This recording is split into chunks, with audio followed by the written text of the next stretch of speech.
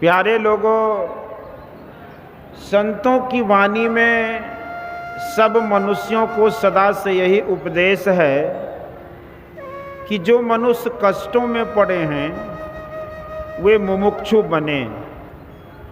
मुमुक्षु का अर्थ है मुक्ति की इच्छा रखने वाला। मुक्ति का अर्थ है मोक्ष। शरीर और संसार से के बंधन से छूटने को मुक्ति कहते हैं। मुक्ति की केवल इच्छा ही नहीं बल्कि संसार में संयम से बरतें। जब तक संसार में संयम से नहीं रहें, संसार के भोग विलास में फंसे रहते हैं, उनको लालच नहीं छोड़ते हैं, वे केवल कहते हैं कि मैं मुमुक्षु हूँ, या उनका कथन मात्र है। संतों ने ऐसे मुमुक्षु के लिए कहा है कि जो संसार के भोगों में लालचों को छोड़ना चाहे, उनको ज्ञान और योग दोनों का अभ्यास करना चाहिए। ज्ञान का अर्थ जानना है और योग का अर्थ मिलाप है। चित्त की वृत्तियां बिखरी हैं, वे मिलकर एक हो जाएं, यही योग है। चेतन आत्मा ईश्वर से मिलेगी तभी उसकी मुक्ति होगी। ईश्वर ऐसा है कि वह इंद्रियों के ज्ञान से बाहर है। गोस्वामी तुलसीदास जी ने रामचरितमानस में लिखा है, माया यह है गो गोचर जहाँ लगी मन जाई, सो सब माया जानो भाई। और ईश्वर के संबंध में लिखा है, राम स्वरूप तुम्हार वचन अगोचर, बुद्धि पर अभिगत अकथ अपार, नेत नेत नित निगम कह। इसको पढ़ने और समझने पर ज्ञात होता है कि इंद्रियों के ज्ञान में जो आता है वह माया है। माया से परे जो परमात्मा है उससे मिलने की उत्कट अभिलाषा करो। शरीर और इंद्रियों को छोड़कर केवल चेतन आत्मा उससे मिलेगी। चित्त वृत्ति का निरोध करना अच्छा यत्न है। मन को एक ओर करना चित्त वृत्ति निरोध करना है। मन के अनेक भावों को छोड़कर एक ओर करना चाहिए। जप और ध्यान इसका सरल साधन है। इससे सरल साधन संसार में और कुछ नहीं हो सकता। इसके लिए गृहस्थी आश्रम को छोड़कर वनवासी होने का काम नहीं, किंतु इस रास्ते का छोर जब कोई पकड़ लेता है तो भगवान श्री कृष्ण के कहे अनुकूल वह उसको छोड़ता नहीं है। बारंबार संस्कार बढ़ता जाता है। शरीर छोड़ने पर स्वर्ग जाता है, वहाँ का विशाल सुख भोग कर फिर श्रीमान के यहाँ जन्म लेता है और बढ़ते बढ़ते कई जन्मों में पूर्ण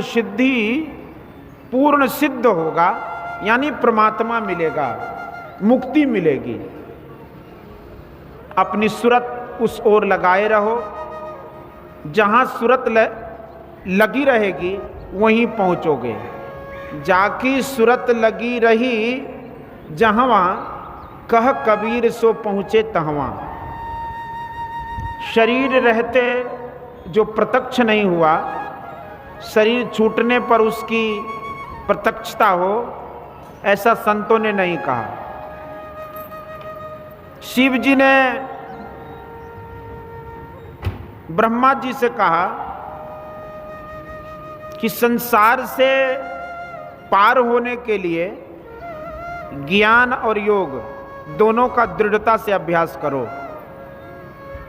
ब्रह्मा जी जाकर शिव जी से पूछते हैं कि संसार से जीव की मुक्ति कैसे होगी, इसके लिए आप क्या कहते हैं। शिव जी ने कहा कि मुक्ति जीते जी होनी चाहिए। जब किसी जन्म के जीवन काल में मुक्ति होगी तब मरने पर भी मुक्ति होगी। संतों ने भी ऐसा ही कहा है, जीवन मुक्त सो मुक्ता हो, जब लग जीवन मुक्ता नहीं तब लग दुख सुख भुगता हो। कबीर साहब। जीवत छूटे देह गुण जीवत मुक्ता होए, जीवत काटे कर्म सब मुक्ति कहावे सोए। जीवत जगपति को मिले जीवत आत्म राम, जीवत दर्शन देखिए दादू मन विश्राम। जीवत मेला ना भया जीवत परस न होय, जीवत जगपति ना मिले दादू बूढ़े सोए। मुआ पीछे मुक्ति बतावे मुआ पीछे मेला, मुआ पीछे अमर अभय पद दादू भूले गहला। दादू दयाल। गोस्वामी तुलसीदास जी ने भी कहा है कि सुनि समु जहीं जन मुदित मन मत जहीं अति अनुराग, लहहि चारि फल अछत तनु साधु समाज प्रयाग।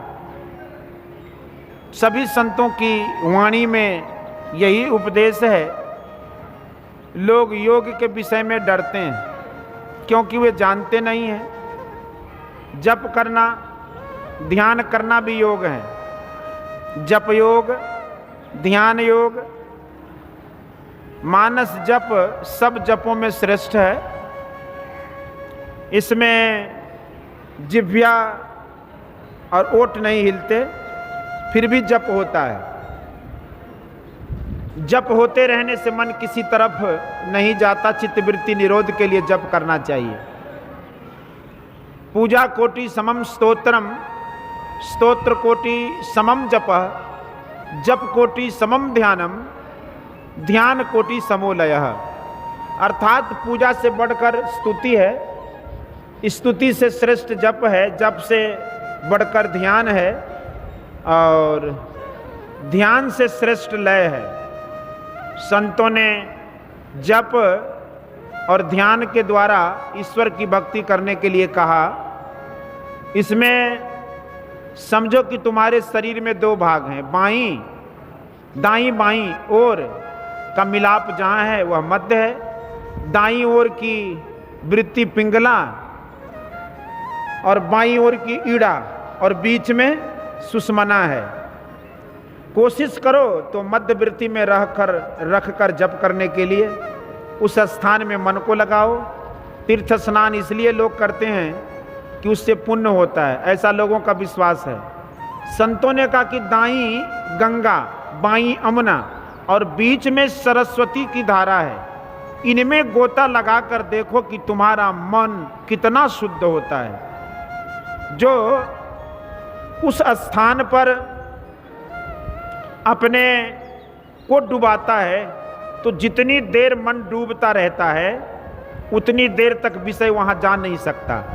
इसलिए यह सबसे उत्तम तीर्थ है। आपने अभी सुना सुष्मनैव परम तीर्थम, सुष्मनैव परो जपः, सुष्मनैव परम ध्यानम, सुष्मनैव पराम गति। योग सिखोपनिषद। अर्थात सुषमना ही प्रधान तीर्थ है, सुषमना ही प्रधान जप है, सुषमना ही प्रधान ध्यान है और सुषमना ही परा ऊंची गति है। इसमें मन डूबता है, शरीर नहीं डूबता है। जिसका मन पवित्र है उसकी देह से अपवित्र कर्म नहीं होगा, क्योंकि मन का प्रभाव देह पर विशेष पड़ता है। संत वाणी में गुरु के प्रति श्रद्धा रखने के लिए कहा गया है। पंजाब के महात्मा गरीबदास जी थे, उन्होंने भी कहा है कि गुरु साधु संत की शरण में रहो, उनमें प्रेम रखो, उनके बताए नाम का जप करो और ध्यान करो। नाम के ध्यान को ही नादानुसंधान कहते हैं। यह बाहर का शब्द नहीं, अंतर की ध्वनि है। शब्द बड़ा आकर्षण होता है। अंतर्नाद में जो मिठास है उसको जो एक बार भी चख लेता है तो मन बारंबार उधर ही घूमता रहता है। लोग कहते हैं कि अप्रत्यक्ष में सूरत मन नहीं लगता, तो व्यक्त शब्द में ही रहो। राम राम शिव शिव कुछ जपो, किसी देखी हुई मूर्ति का ध्यान करो, नाम जप और रूप ध्यान माइक ही है। स्थूल जप ध्यान के बाद सूक्ष्म ध्यान है। शून्य में अपनी मृत्यु को ले जाओ, चाहे अंधकार देखोगे चाहे प्रकाश देखोगे, पहले तो अंधकार ही रहेगा, वह अंधकार तो व्यक्त है ही है, उसमें अपनी सूरत को टिकाओ। जो आंख बंद कर देखता है तो वह उस शून्य में अंधकार को पाता है। वहाँ जो अपनी सूरत को एक जगह केंद्रित करता है वह बिंदु ध्यान है, फिर उसको प्रकाश मालूम होता है। कोई आंख बंद करके ठाकुर बाड़ी में जाए और तब आंख खोल दे तो जो ठाकुर बाड़ी में है उसे प्रत्यक्ष पाता है।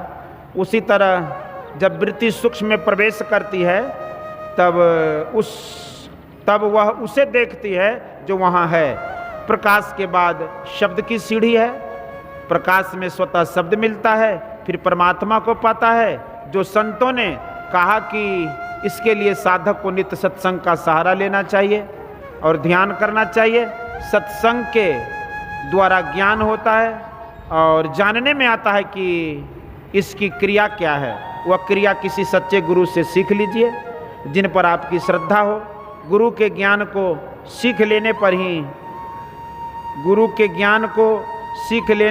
ही क्या लाभ होगा यदि वह ध्यानाभ्यास नहीं करे। इसलिए ध्यान नित्य करना चाहिए। नित्य साधु संग नहीं मिल सकते तो उनकी वाणी का पाठ कीजिए अर्थात सत्संग कीजिए। बोलिए श्री सद्गुरु महाराज की जय। यह प्रवचन बिहार राज्यांतर्गत मड़वाड़ी पंचायती धर्मशाला साहेबगंज में दिनांक 5/8/1955 ईस्वी को प्रातःकालीन सत्संग में हुआ था। बोलिए श्री सद्गुरु महाराज की।